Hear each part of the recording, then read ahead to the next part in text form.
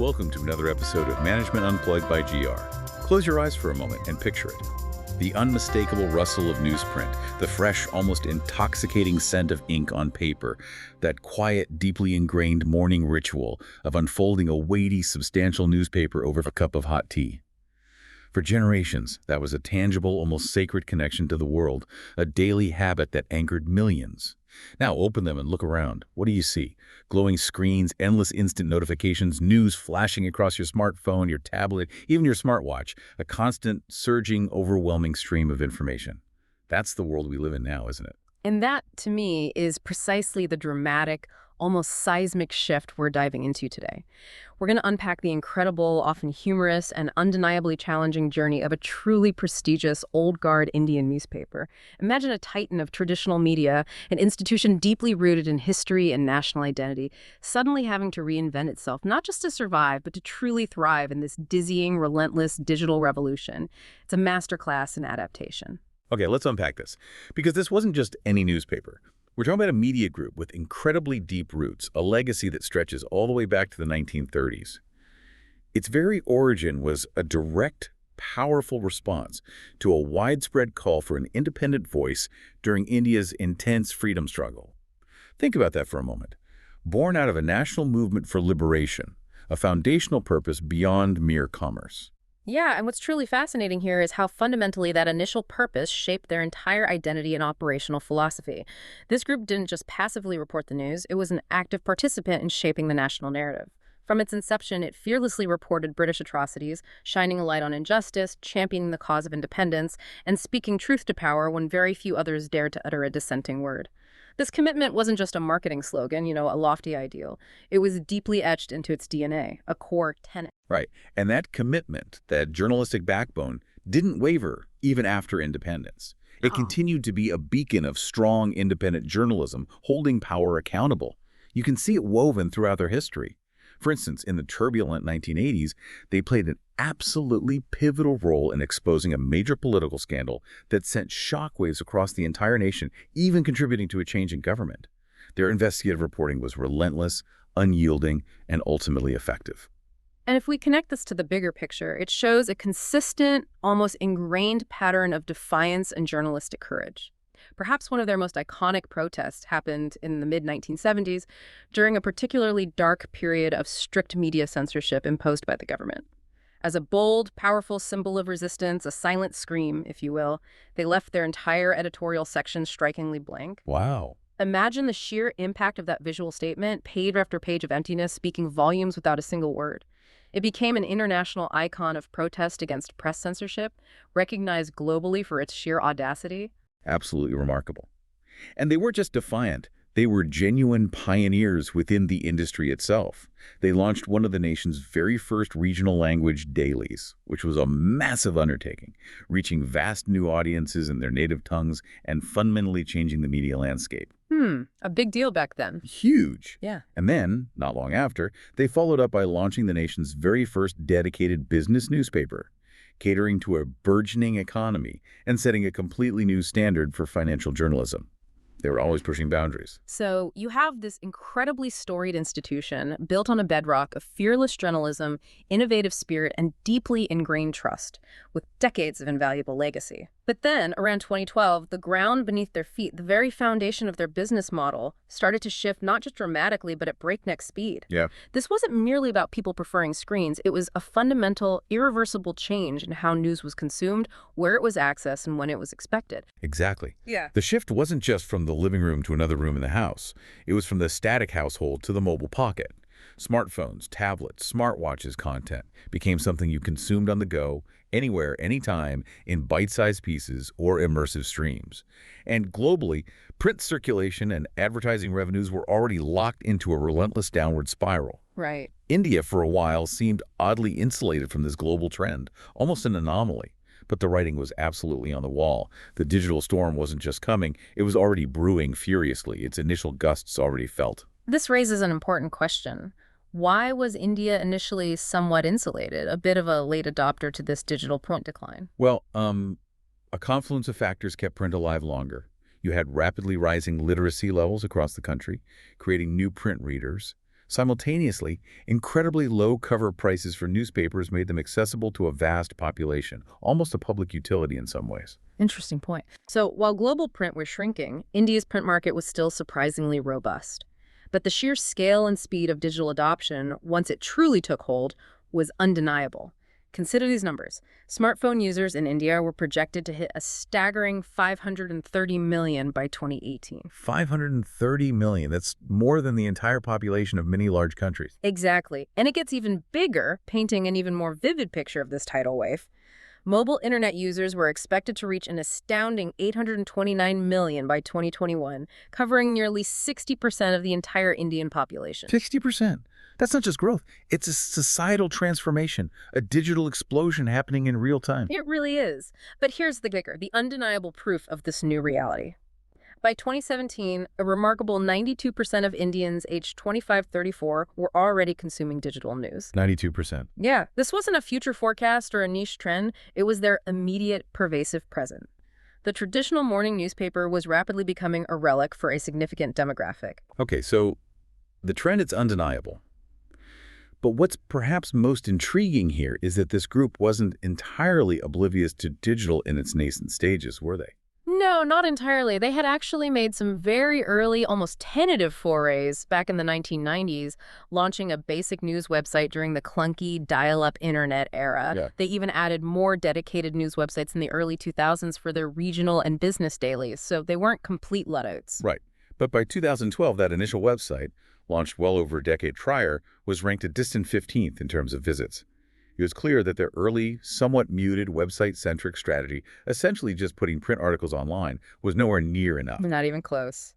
It just wasn't going to keep pace with the accelerating mobile-first and increasingly interactive digital transformation that was sweeping the nation. The old ways, even their initial digital attempts, simply weren't going to cut it anymore in this new dynamic environment. A radical shift was needed. So enter 2012. The enormity of this digital transition, transforming a legacy institution, a national treasure, from its very core, landed squarely on the shoulders of a young, U.S.-educated heir to this sprawling media empire. Yeah. Talk about a baptism by fire, the fate of decades of history and thousands of livelihoods resting on the strategic decisions of someone relatively new to the operational helm. Indeed.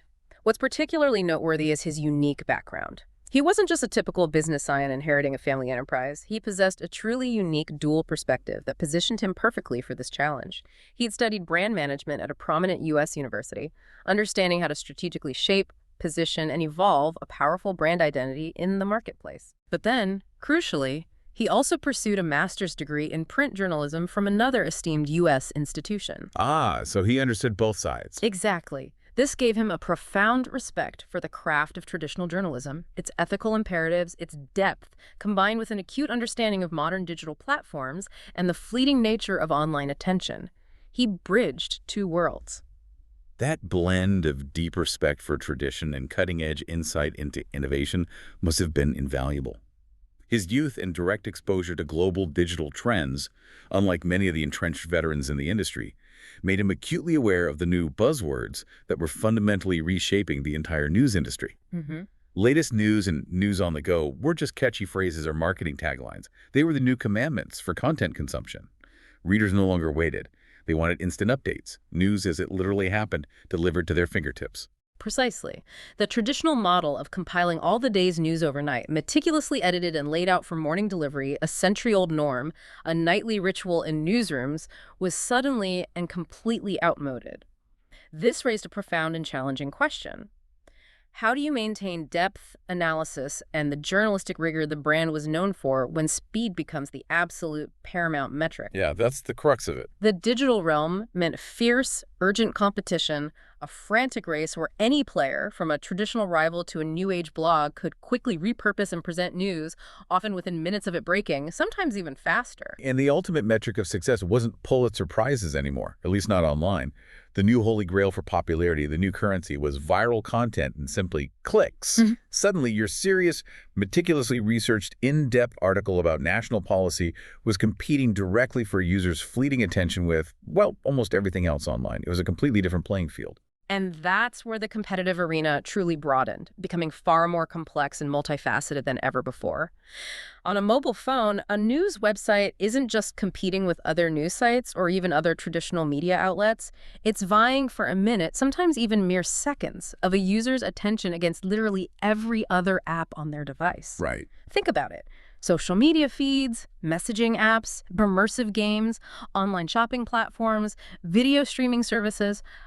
The news website suddenly found itself in an incredibly crowded, noisy marketplace, Yeah. where the very definition of news itself had expanded to include virtually any event happening anywhere in the world, no matter how trivial, as long as it captured attention. Which brings us to perhaps the most hilarious, yet absolutely critical conundrum this new digital team faced. This is where the identity crisis truly sets in, leading to some genuinely awkward but ultimately important strategic conversations.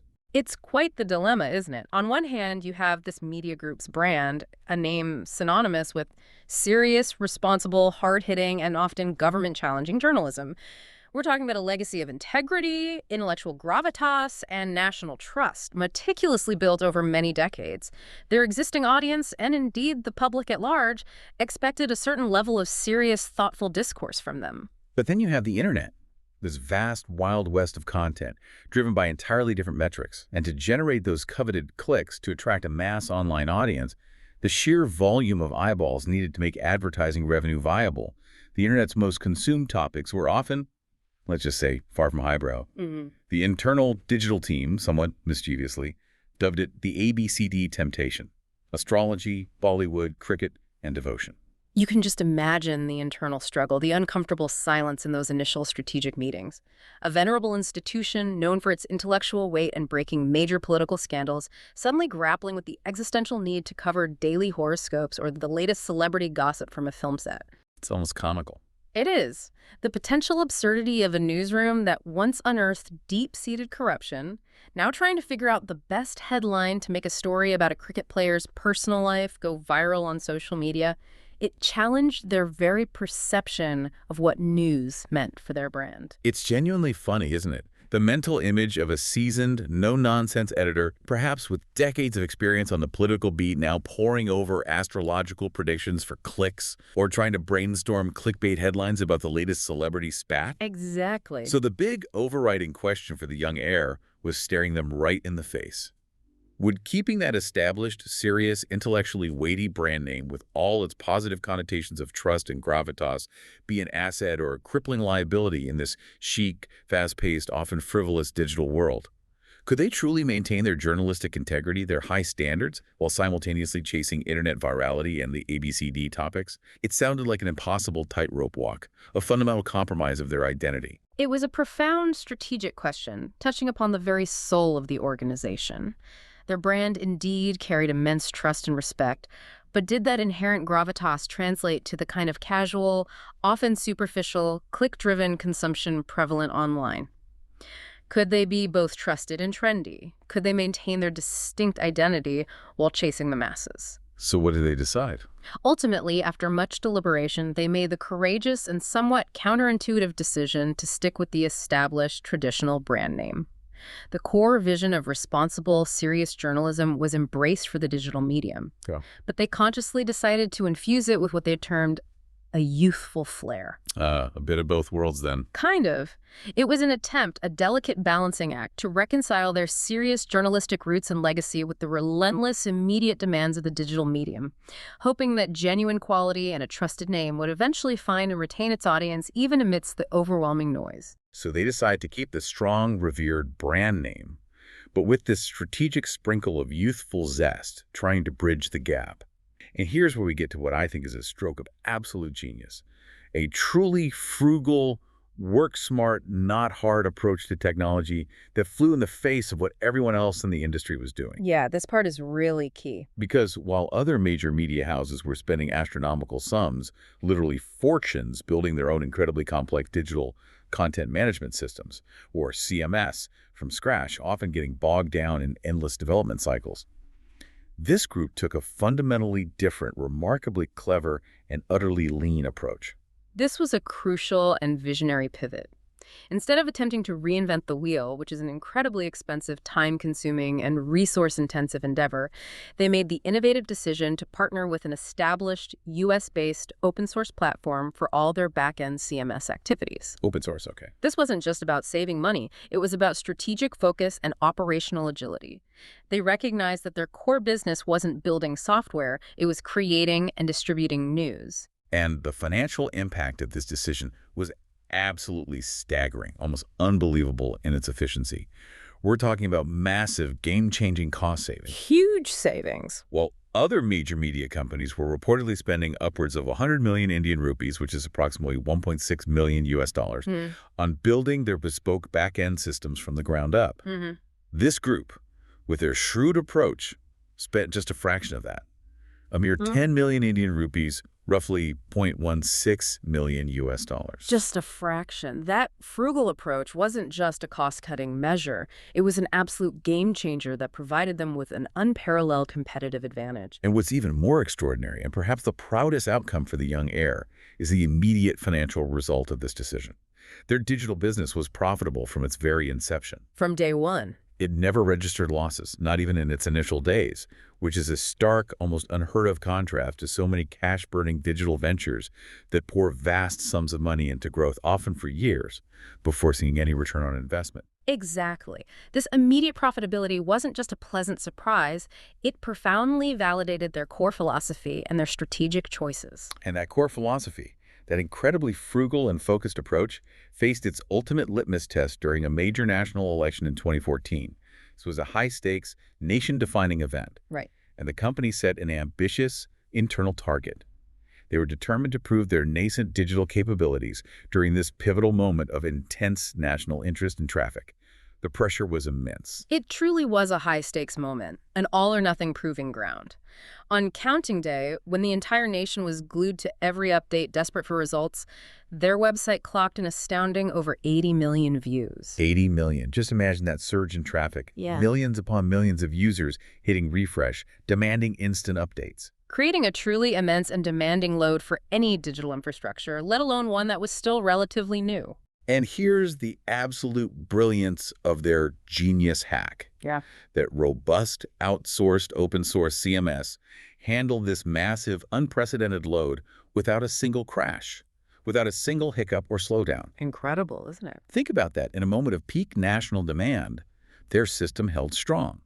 This allowed their small, agile digital team to do what they do best, focus solely on reporting and content creation. Yeah, not firefighting tech issues. Exactly. Getting the news out instantly, verifying facts, and updating stories in real time, rather than panicking about server stability or technical glitches. This success didn't just validate their technology choice, it dramatically boosted the confidence of their young in-house tech team, who were perhaps initially skeptical about relying on an external solution. They realized they didn't need to build everything themselves or spend a fortune to be world-class and incredibly resilient. Right. It powerfully underscored the profound strategic question that had guided this decision from the beginning. Are we fundamentally a news company or a technology company? A great question. Their decisive answer, by smartly outsourcing core tech infrastructure, allowed them to concentrate all their resources, talent, and energy on their primary strength, delivering unparalleled journalism. So they had the smart tech foundation in place, the strategic clarity of purpose, and the financial validation.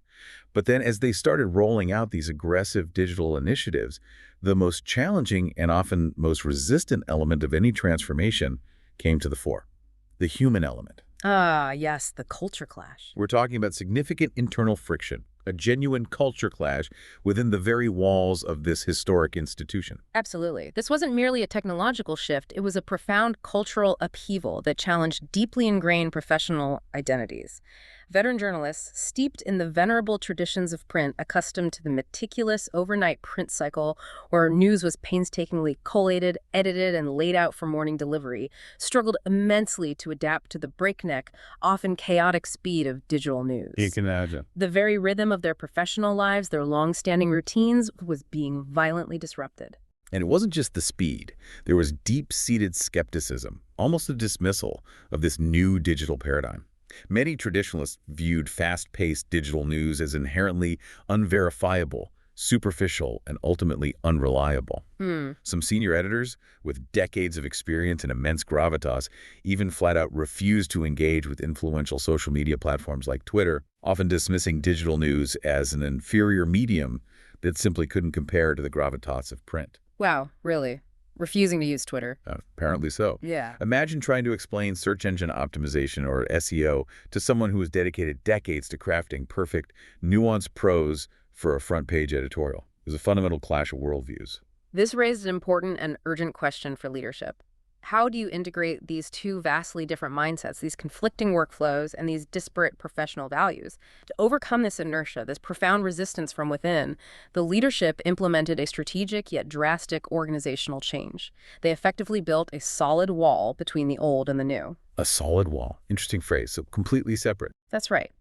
They enforced a clear, almost absolute separation between the traditional print business and the burgeoning digital business. This meant establishing entirely separate teams, distinct management structures, and even separate financial reporting.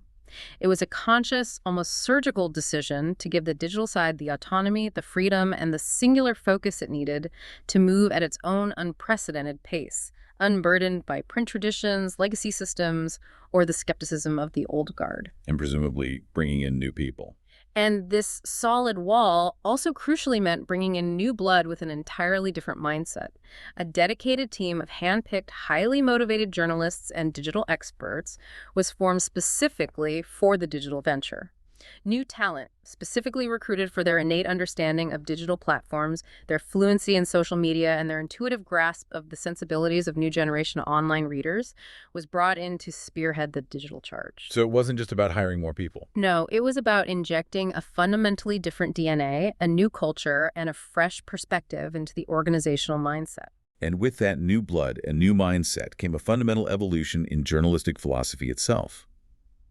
The very nature of what constituted news and how it should be presented had to change profoundly. Traditionally, especially in their print ethos, editors often saw themselves as guiding reader opinions, feeling responsible for helping readers form their conclusions through considered analysis. But in the digital age, readers were fundamentally different. How so? They increasingly sought factual descriptions, raw information, and data, preferring to form their own conclusions rather than being told what to think. It was a shift from authoritative interpretation to empowering personal discovery. I see. So less opinion, more facts first. This also deeply tied into a broader, equally significant shift from news as a destination to news as discovery. In the past, readers actively typed a website address, much like they walked to a specific newsstand. News was something you sought out. Right, you went to the news. Now, news was Googled or discovered passively, often serendipitously, via social media feeds, through messaging apps like WhatsApp, or through news aggregators. The news now came to the reader. Whether they were looking for it or not sometimes. Exactly. Often in small, digestible, shareable bits on platforms they already inhabited for other purposes. This fundamentally altered the distribution model. Which naturally demanded entirely new protocols for digital journalism, a rethink of their entire editorial workflow. They established 5 crucial imperatives that guided their new digital newsroom. What were they? Okay, first they had to be first. This meant striving to break news to the reader immediately, often through stub articles, brief initial reports published instantly, and then continually updated as more information became available. Got it. Speed is key. Second, be everywhere. This was about ubiquity. You had to be present on all major platforms where readers are consuming content. Search engines like Google, dominant social media platforms like Facebook and Twitter, widely used messaging apps, and news aggregators. So not just relying on their own website. No, definitely not. This wasn't just about having a website. It was about understanding each platform's unique dynamics and optimizing content for it. Okay, what's third? Third, be active. This wasn't about a daily print cycle. It meant constantly publishing new, fresh content throughout the day, every day, to ensure consistent discoverability through search engine optimization, or SEO. Feeding the algorithms. Pretty much. For a legacy publisher, this was a massive, almost alien shift. It meant understanding keyword research, structuring articles not just for readability, but for algorithm relevance, and actively engaging with trending topics. It fundamentally changed how a reporter's work was discovered, moving from the curated newspaper stand to the often unpredictable realm of search results, demanding an entirely new skill set and mindset from the newsroom. Right. Makes sense. Number 4. Fourth, and critically, be credible. This was their non-negotiable anchor. They had to maintain that premium brand image and credibility, the decades of trust, while still striving for the imperative speed of digital. That sounds like the trickiest one. The constant tension. It really was a constant balancing act between swiftness and accuracy. And fifth, expand definition. They realized they needed to cover more genres and beats beyond traditional hard news to satisfy the diverse, broader information and entertainment needs that were clearly emerging online. So moving beyond just politics and economics. Exactly. This included everything from lifestyle content to technology reviews. It's an interesting and sometimes contradictory tension, isn't it? Yes. That relentless need for speed versus the paramount foundational importance of verification. Absolutely. They adopted that stub article approach we mentioned, where they'd published initial unconfirmed information with disclaimers and then continually update it. But despite the rush and the competitive pressure, they maintained a firm, almost sacred commitment. If we can't verify it, we won't cover it.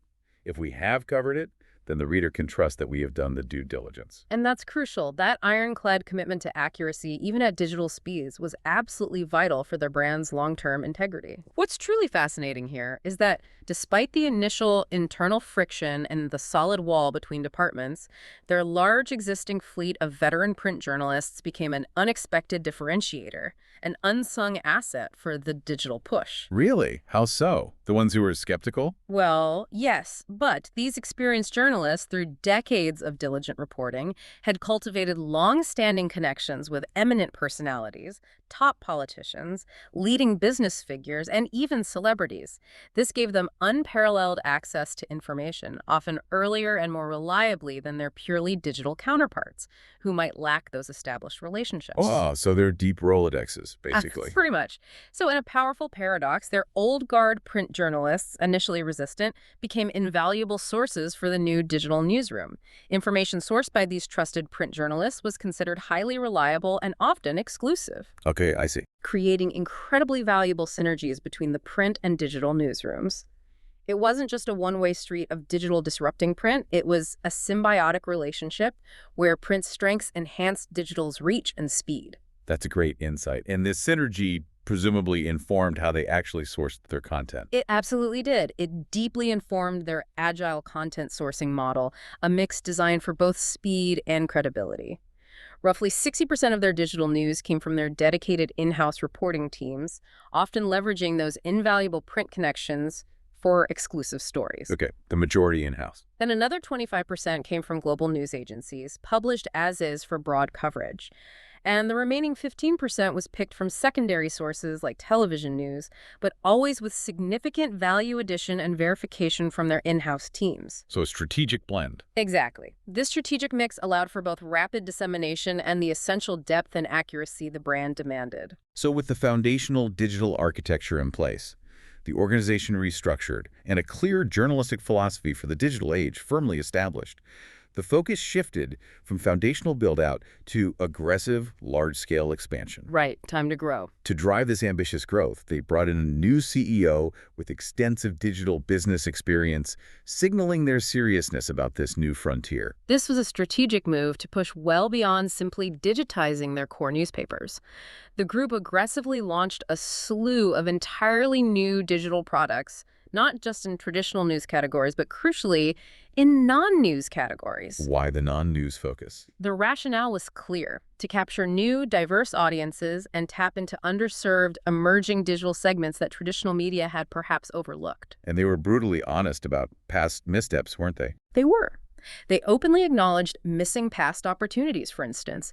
A major independent sports news site had emerged outside of traditional media, capturing a massive audience while they remained focused on print. They realized they couldn't afford to be in that comfort zone anymore. They needed to innovate rapidly, break out of their traditional silos, and strategically target specific, lucrative reader segments beyond their established news consumers. And what kind of new things did they launch? This led to a fascinating and diverse array of niche launches, demonstrating their new entrepreneurial spirit. They created a millennial-focused platform, for example, which adopted a bold video-first strategy. Video first, interesting. Yeah, specifically designed for social media discovery and short-form consumption. This wasn't just about hiring new talent. It meant traditional print journalists used to crafting long-form articles, now having to think like TikTok creators, short, punchy, visually driven content. That must have been a big shift. Huge. It required significant retraining, investment in new production equipment, and embracing an entirely different storytelling rhythm, often sacrificing traditional editorial depth for instant viral appeal. And their expansion didn't stop there. No, they also launched a dedicated health and lifestyle platform, another for modern women, though this was later integrated back into the main brand for strategic consolidation, and a platform for food enthusiasts, also later integrated. Okay, covering lots of bases. And they even developed a highly specialized digital platform focusing entirely on reviewing smartphones and cutting-edge technology. Most of these new products performed remarkably well, showing the breadth and success of their new digital ambition and their ability to tap into varied interests. But they didn't solely focus on niche interests. They also made a truly strategic, highly impactful push into India's incredibly diverse linguistic markets. Absolutely critical move. Acknowledging that content is king across all platforms and all languages, they launched digital news brands in multiple major regional Indian languages. Which languages specifically? Yes, specifically in Malayalam, Tamil, and Bengali, with Telugu also firmly on the cards. This wasn't merely about translating existing English content. They established entirely dedicated teams for these vernacular sites. Okay, local teams. Tasked with bringing relevant local news and developing specific, culturally nuanced content tailored precisely for their unique regional readerships. This strategic move unlocked massive, previously untapped audience potential, recognizing that a significant portion of India's internet growth was happening in regional languages. Makes total sense. And tying into the success of the millennial-focused platform and the overall digital shift, they proactively and decisively embraced the video-first imperative across their entire digital ecosystem. You had to, really. The trends were absolutely undeniable and screaming for attention.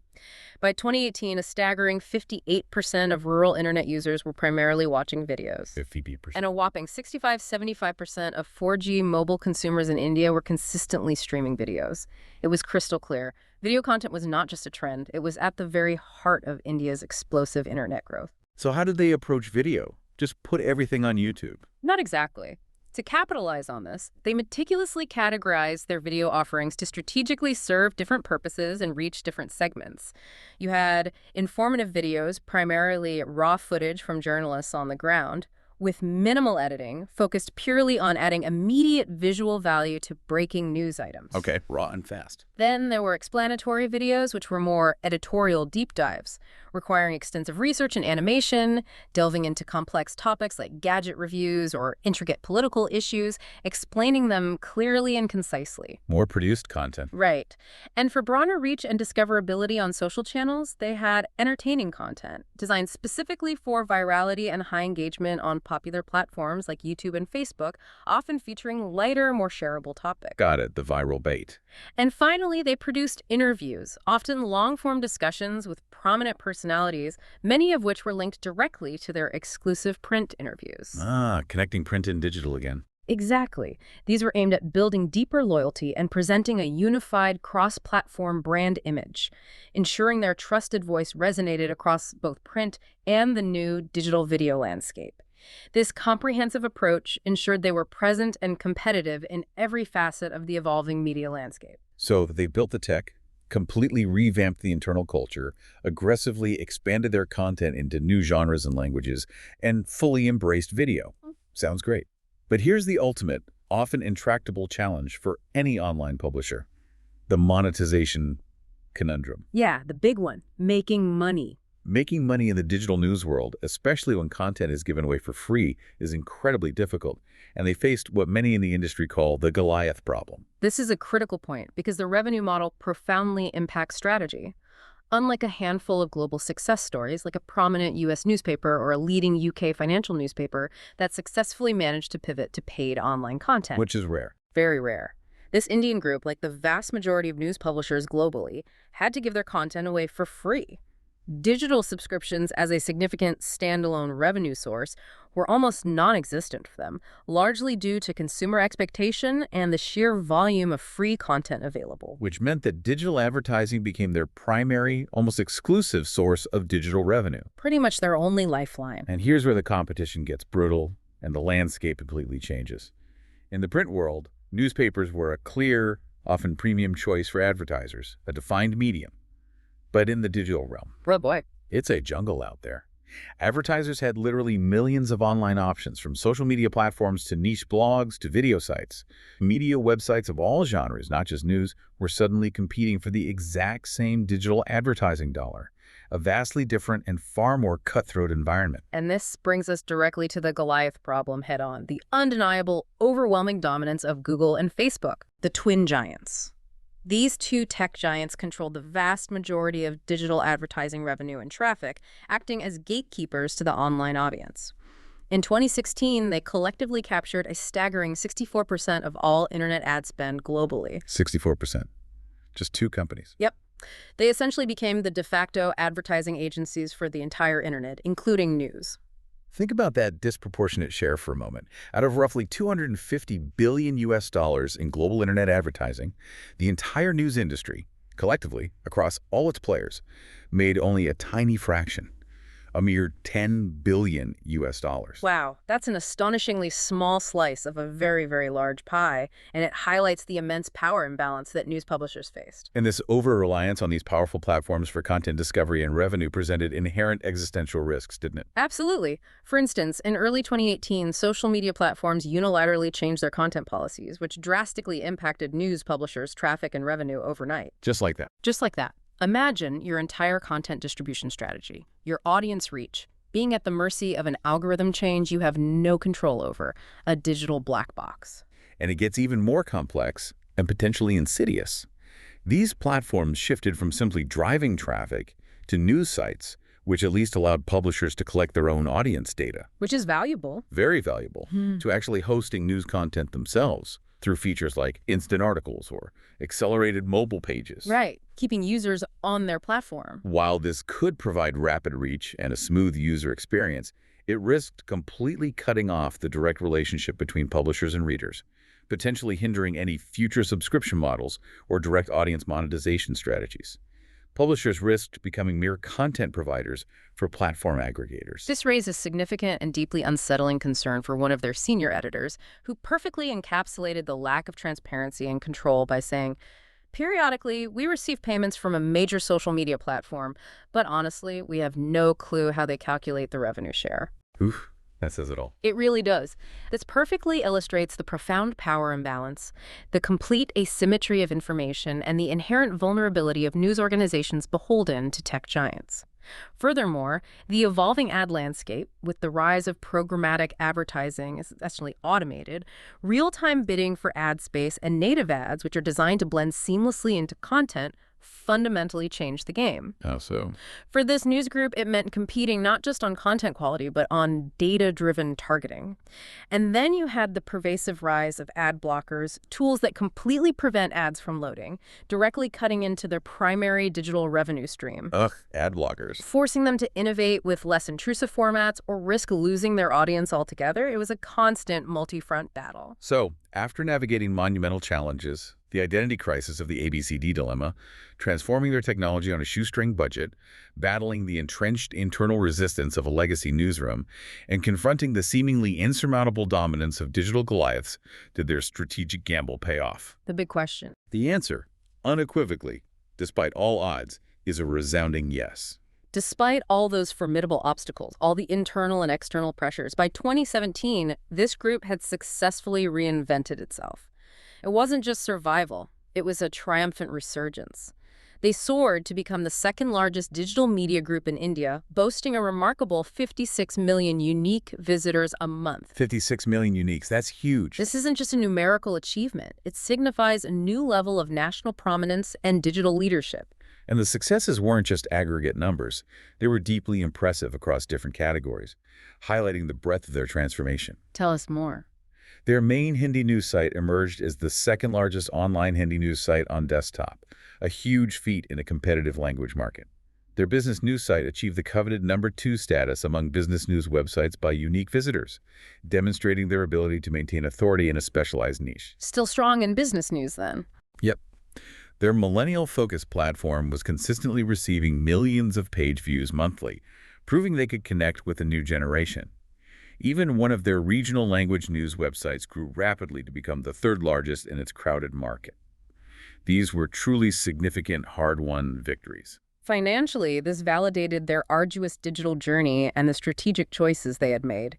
In 2017-2018, their digital revenues clocked over $500 million Indian rupees, approximately $7.5 million US dollars. Okay, real money starting to come in. And the management's ambition didn't stop there. They weren't resting on their laurels. They set audacious future projections, aiming for 2.5 billion Indian rupees in just 4 years and a staggering 10 billion Indian rupees in 7 to 8 years. Wow, that's serious growth they're aiming for. That's a testament to their belief in the sustained growth of their digital footprint. It's a truly ambitious vision, one that demands continuous evolution.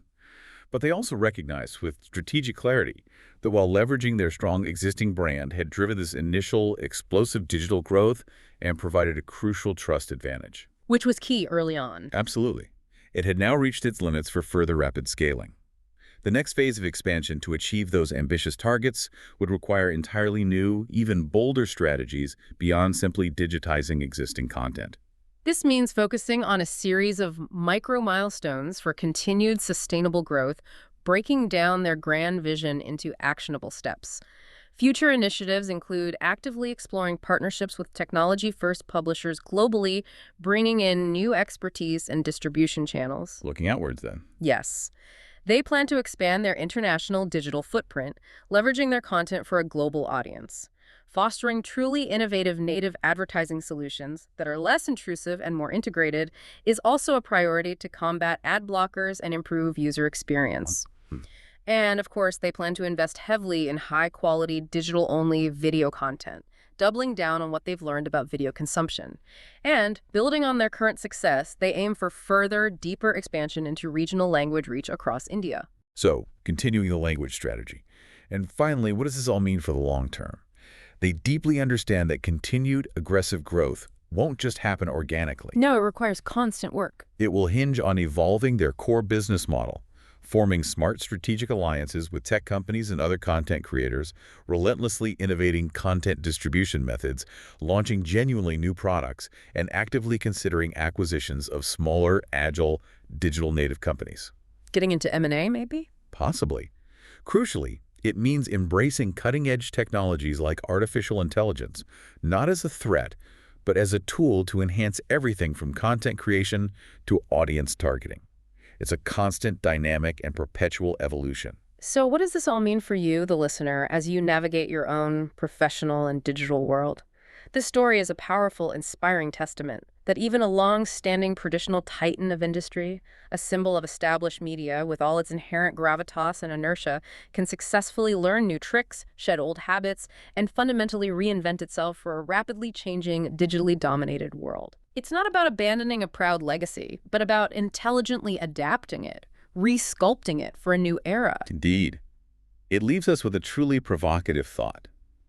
Can the success of adapting to and relying on the Goliaths like Google and Facebook for traffic and revenue truly lead to genuine independence and sustainability for news organizations? The big question. Or is it a necessary but ultimately perilous dance, always on the edge of dependence? And in an age increasingly dominated by AI and platform algorithms where content is consumed in fragments, what is the true definition of a news company anyway? It's a question worth pondering. Something to ponder as you navigate your own digital world. See you later. Bye-bye.